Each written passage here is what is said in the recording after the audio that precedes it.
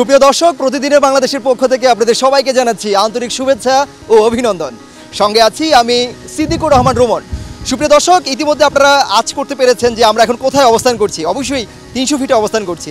এই 300 ফিটটি দেখার জন্য সবাই অধীর আগ্রহে বসে থাকেন কখন একটু সন্ধ্যা হবে।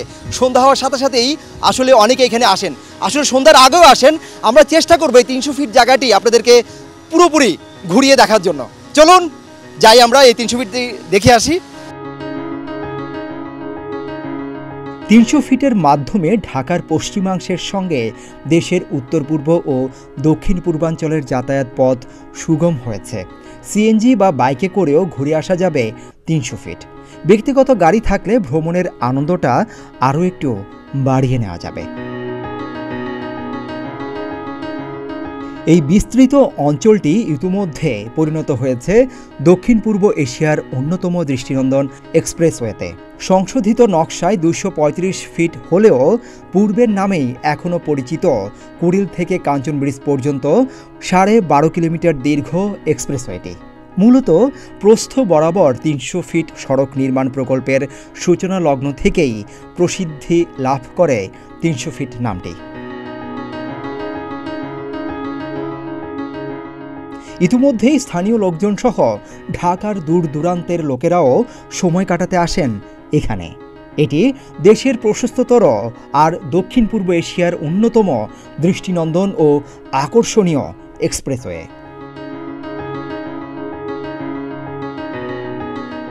তিনশো ফিট দীর্ঘ এক্সপ্রেসওয়ে নিয়ে যে উন্মাদনা তৈরি হয়েছে তা জনগণের বিনোদনের সুযোগ সুবিধার অভাবকেই প্রতিফলিত করে।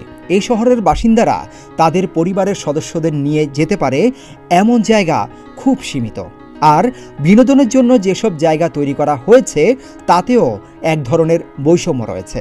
কিছু কিছু জায়গায় শুধু উচ্চ মধ্যবিত্ত শ্রেণীর মানুষের প্রবেশাধিকার থাকলেও দরিদ্র বা নিম্ন মধ্যবিত্ত শ্রেণীর মানুষ হয়তো তা পায় না।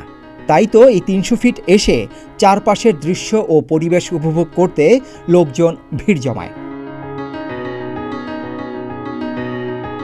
দর্শনার্থীদের ওভার দ্য টপ লুপের প্রান্তে না বসার জন্য বারবার সতর্কতা দেওয়া আছে। এখান থেকে নিচে পড়ার অর্থ নিশ্চিত মৃত্যু অথবা গুরুতর জখম হওয়া, কারণ লুপের নিচে এক্সপ্রেসওয়ে দিয়ে দ্রুতগামী যানবাহন চলাচল করে।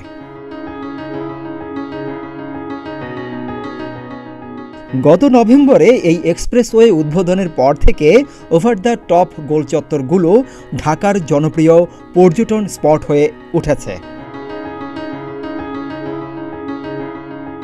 2,20,00,000 বাসিন্দার শহর ঢাকায় খেলার মাঠ, শিশুদের খেলাধুলার জন্য খোলা জায়গা বা পরিবারের একসঙ্গে সময় কাটানোর জায়গা একেবারেই নেই।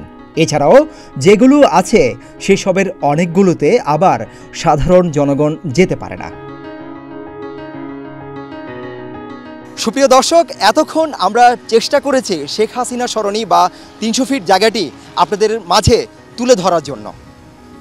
আমরা অবশ্যই তা পেরেছি বলে আমরা মনে করছি। আপনারা কি মনে করছেন?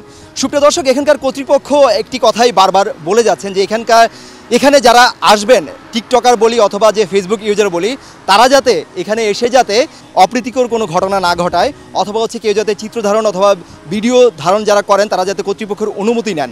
এমনকি সেই সাথে এখানে যারা গাড়ির যে গতিবিধি, এই গাড়ির গতিবিধি কমিয়ে গাড়িটা যাতে নিয়ন্ত্রণ রেখে যাতে গাড়িটা চলে সেই দিকেও সতর্ক থাকার জন্য কর্তৃপক্ষ বলেছেন। তো এখানে যারা যারা আসবেন অবশ্যই তারা সতর্ক থাকবেন, এমনকি সতর্কতার সহিত আনন্দ উপভোগ করবেন, এমনকি সবার সাথে আনন্দ ভাগাভাগি করে নেবেন। আমরা আবারও এমন মনোমুগ্ধকর দৃশ্য আপনাদের মাঝে দেখাবো। সেই পর্যন্ত সবাই ভালো থাকুন, সুস্থ থাকুন, এই শুভকামনায় সিদ্দিকুর রহমান রোমন, প্রতিদিনের বাংলাদেশ, শেখ হাসিনা সরণি, ঢাকা।